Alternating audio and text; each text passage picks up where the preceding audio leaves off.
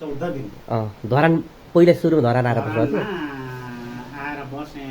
अब त्यो चतरा जाने लाइनमा अनि पहिला फर्स्ट चाहिँ म गएको थिएँ के अरे स्वाचीबाट। अब नजाऊ उता हेलतिर मार्छन् तिमीहरू धरान गएर बस। अनि धरानमा चाहिँ के अरे हामी आउँछौँ, हामीलाई थाहा छ भन्दै भन्यो। अब धरान त आउँला कहाँ बस्नु भन्दाखेरि मेरो आफ्नै पर्ने हो छ्यामा भन्थेँ म त। त्यो चतरा जाने लाइनमा थियो रहेछ घर। त्यहाँ आयो, फोन त्यति बेला फोन पनि त थिएन। त्यहाँ आएपछि हामी बसेँ 14 दिन। धरानमा मलाई कहाँ थाहा छ, दाउरा खोज्न पनि गएँ। के कता कता के अरू काम त गरेन, दाउरै खोज्न पठाउँथेँ। दाउरामा त्यता गएँ। त्यहाँबाट 14 दिन बसेपछि त्यहाँबाट म सरक्कसँगले दाजुहरू ठुल दाजु आसाममा, मेरो माइला मामाको छोरा चाहिँ आसाममा बस्थे। अनि आसामबाट जग्गा बेच्न स्वाची गएका रहेछन्। अनि स्वाची जाँदाखेरि म पनि स्वाची अब माइजूलाई लाँदा स्वाचीमा भेट भयो नि त। अनि भेट भएपछि लु म तिमीहरूलाई धरान पुऱ्याइदिन्छु भनेर भन्नु।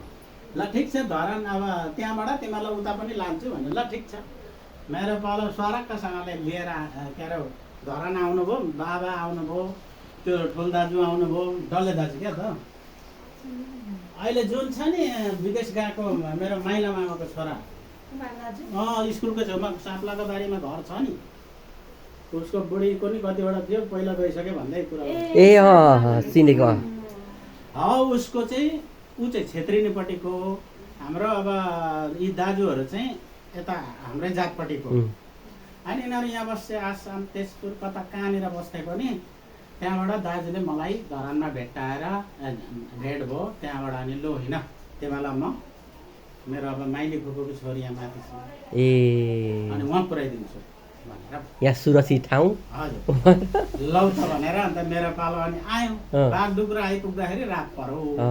गुइहरूको घर क्या त्यो स्कुलदेखि मासतिर, तिनीहरू त्यहाँ रहेछ। फेरि छोराहरू त्यहाँ बस्दा रहेछ। ल्याएपछि अनि एक रात बास बस्यौँ। भोलिपल्ट त्यहाँबाट चाहिँ अनि सरक्कसँगले ल्याएको जता हेर्छु चिया बगान। मलाई त रुनु मन लागिहाल्यो, बेकार आएछ जति धरानमै बसे भए हुन्थ्यो बरु। थपक्क आएर अनि यहाँ माथि बसेँ 3 साल। फुपूको छोरीको घर बसेँ 3 साल। त्यहाँबाट पछाडि चाहिँ मैले यहाँ अनि जग्गा सग्गा लिएर एउटा सानो यक्सा बनाएँ। अनि पछाडि मेरो कमला छोरी जाने। कति सालमा आउनुभएको रे मामा तपाईँ? 50 सालमा आउनुभएको। 60, 70, 80, 32, 33, 34 वर्ष लाग्यो। अनि अहिले मलाई यही मजा छ। त्यही त। यो ठाउँको नाम ठ्याक्कै के पो? यो च्याक्ला बस्ती। च्याक्ला बस्ती भन्छ नि। च्याक्ला बस्ती साइलिया। मेरो श्रीमतीको चाहिँ मामाको घरमा आएको थियौँ हामी। यहाँ कान्छी खोइ हाम्रो केटाहरू यहाँ भिडियो गर्दै यहाँ मामासँग गफ गरेको भिडियो नि गरिरहेको कि अनि सम्झना हुन्छ भनेर माइजू हुन्छ। रमाइलो ठाउँ रहेछ यहाँ त सम्म होइन, चिया बगानै बगान। आँखाले नभ्याउने रहेछ नि। हो केटा अनि कता पुगेर आयो? तिमीलाई त सिटीमा छ होला भन्थ्यौ नि, छैन त हामीले बस्तीमा पो छौँ त हो नानी। तिम्रो नाम के हो? कस्तो लाग्यो त सबै? मामालाई कस्तो लाग्यो त भाइ? हो हामी बस्तीमा छौँ। यही हो है इन्डिया भनेको। इन्डिया चाहिँ कस्तो छ भन्दैछ नि होइन?